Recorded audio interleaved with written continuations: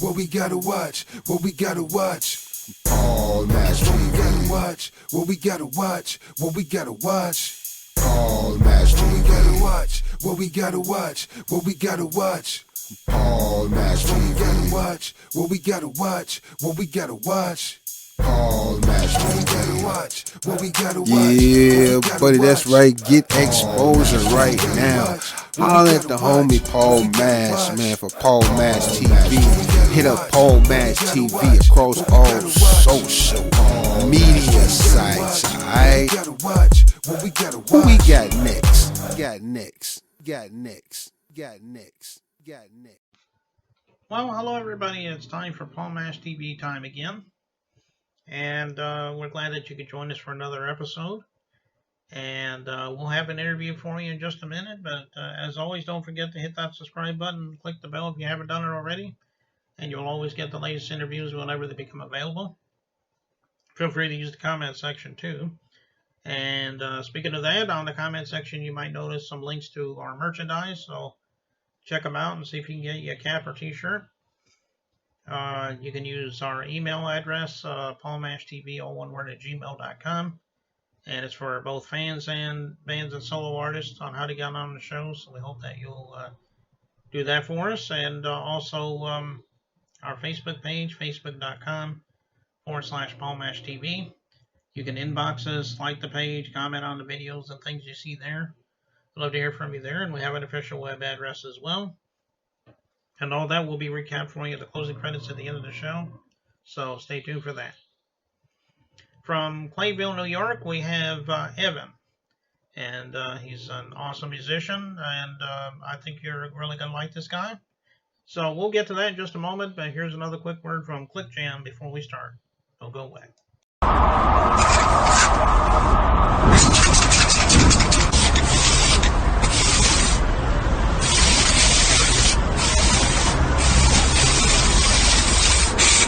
We got history, got me feeling the nostalgia when you look at me, thinking about what could. All right, it's interview time again, and with us from Clayville, New York, we have Evan. Thanks for joining us, Evan. Hey, thanks for having me. Yeah, no problem. Glad to have you on the show here. Why don't you tell us a little bit about how it began for you as a musician? I mean, did you always want to be a musician? Everybody has their own stories. Let's hear yours. Yeah, well, ever since I had a heart transplant at 12 weeks old. And, that makes you different, low muscle tone. You can't do sports. You're very weak and, you're sick. You miss a lot of school. So if I was ever in the hospital or having a surgery, music was always what I went to.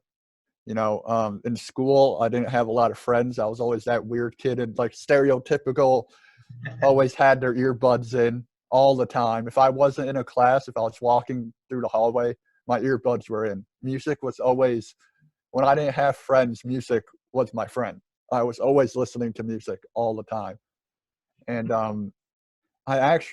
I loved singing, but I didn't have training yet, so I sucked. I didn't know how to.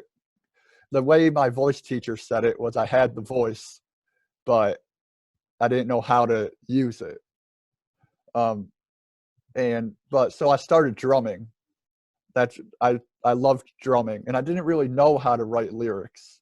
It wasn't like, oh, I know how to write lyrics. I actually had to figure it out, and once I figured that out, my songwriting just went from there, really. Okay, well, that's a good story, and I'm glad that you're making music to make people happy, and that's what's important. So why don't you tell us about some of your mainstream influences? I mean, I'm sure there's a lot of influences. Oh yeah. Our main influence is Green Day. I mean, that's a lot of people when they listen, they're like, "Oh, that's Green Day." They can tell right off the bat. But what's different, I feel like, is even though we're alternative punk, we do a lot of heavy double bass drums, double bass pedal, and a lot of people are like, "Aren't you alternative?" But I also listen to Breaking Benjamin and Avenged Sevenfold and Stone Sour. So I'd like to put that kind of different twist on the alternative punk sound and do, you know, that double bass and the fast fills. And I feel like that's what puts us out of a lot of bands that are, oh, we're strictly punk or we're strictly alternative. I like to kind of mix, having that skill set, I guess, growing up playing to heavy metal. I like to put that twist on our punk sound, really. Hmm. Um, Yeah, and of course, I heard some of your stuff earlier. It's pretty good, and I'm sure thank everybody you. out there will be happy to check out some of that. Why don't you tell us where we can find your music? I'm sure it's all streaming, but maybe you have physical copies as well. Maybe you can let us Um, I wish we had physical copies. If I had the resources to send out physical copies and get them laminated and get actual pictures on the discs, I would have physical copies. That would be really cool to have.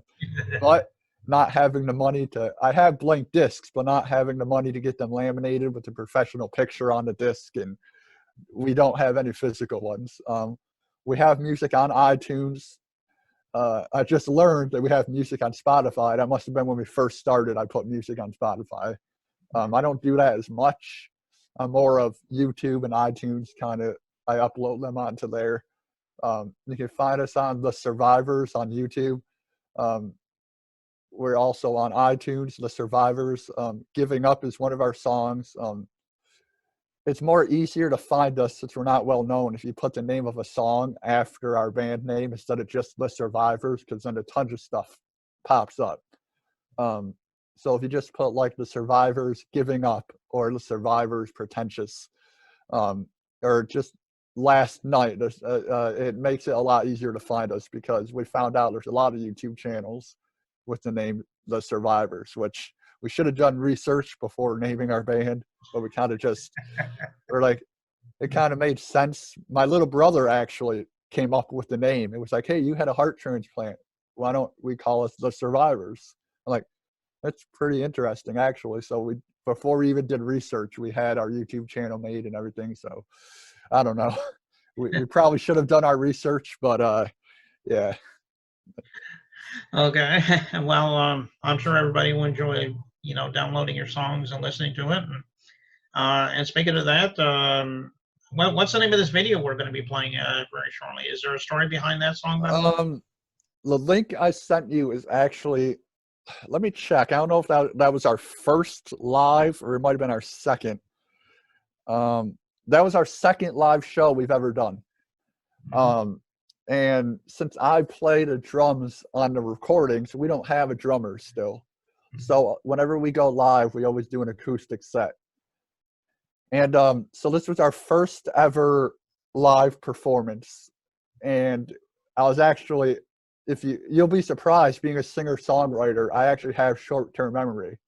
Not severe, not like I forget it in 20 seconds, but so I was actually really nervous to do an original. Doing a cover, I know those songs by heart, Green Day, I will never forget those lyrics. But a song you just wrote maybe a year ago, and you're playing it live for the first time, you're please don't forget the lyrics. Please, especially how long this song is, actually. It's one of our longer songs, almost 4 minutes long.